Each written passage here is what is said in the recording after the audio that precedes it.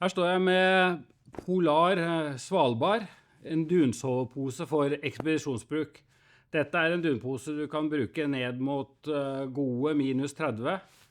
Og denne er laget for ekspedisjonsbruk. Så her er det en del ting som er litt annerledes enn på våre andre vinterdunposer. For det første er det vanvittig mye mer dun i posen. Konstruksjonen er litt annerledes. Så på denne så har vi kanaler, fortsatt skråstilte kanaler, så du ikke har noe kuldegjennomgang og kuldebroer. I tillegg så har vi i brystdelen, denne øvre delen her, består av 2 lag, så det utvendige laget så går kanalene sånn, mens det innvendige laget så går kanalene den veien. Poenget med det er at når du ligger inne i soveposen og du snur deg rundt, og det er ordentlig kaldt og du har kanskje på deg litt mer klær enn den vanligvis har, så er det lettere å flytte med seg duna. Skuldrene drar med seg duna når kanalen er den veien her. Når vi har kanalene innvendig i horisontalen, så holder du duna mye mer på plass. Så hvis du åpner, så skal du se inni. Her går kanalene den veien, i brystpartiet. I tillegg så har den en ekstra stor varmeklaff, selvfølgelig, langs glidelåsen, og en ekstra stor varmeklaff rundt nakken med trykknapper, så du kan lokke den helt igjen. Ofte så trenger du ikke det, den legger seg veldig fint, men du har den muligheten. Husk på at dette er pose som er laget for helt ekstreme temperaturer.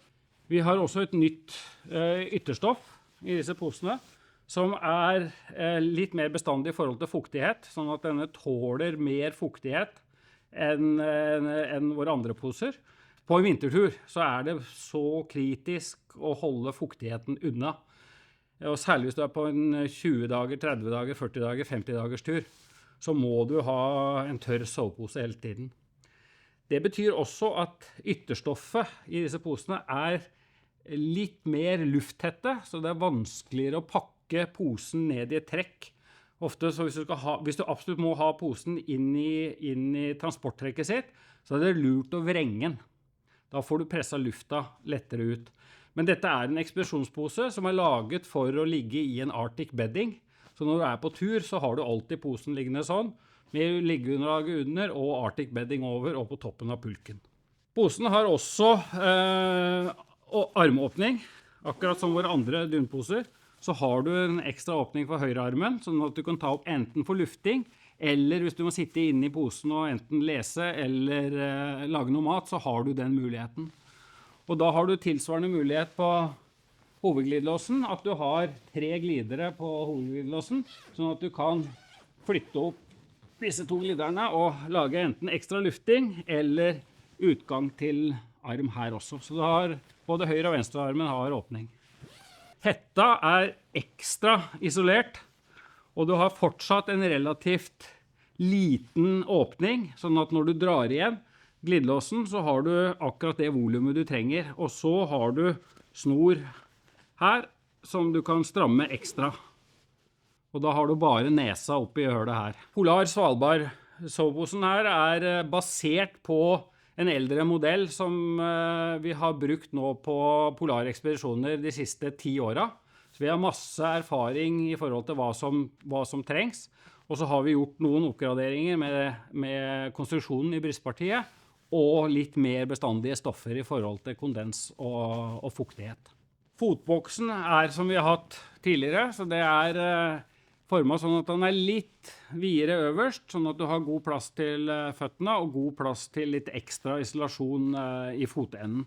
Så det er særlig viktig når vi snakker om minus 30, minus 35 kuldegrader.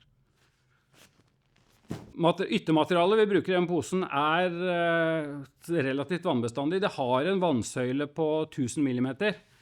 Det viktigste med det er egentlig at hvis du søler litt eller noe sånt, så trekker det ikke inn i posen.